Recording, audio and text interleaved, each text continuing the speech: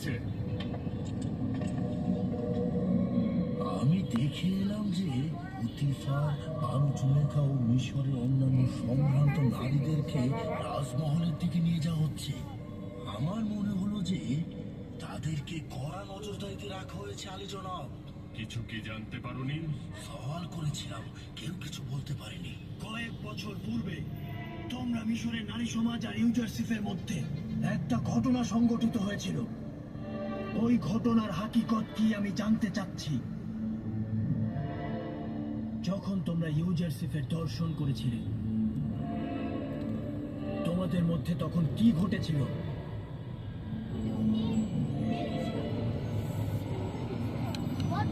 আমি তোমাদের বলছি, তোমাদের জবানে কি ভাষা নেই? সেদিন কি ঘটেছিল? ইউজারসিফের মধ্যে নোংরা বা বিকৃত রুচির কিছু দেখিনি। ইউজারসিফের মতো পাক পবিত্র মনের অধিকারী ও পরহেজগার আমি কখনো দেখিনি।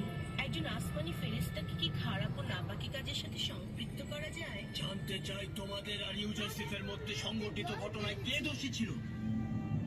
ইউজারসিফ কি ভুল থেকে বিরত ছিল না? সে কি কোনো গুনাহ করেছিল?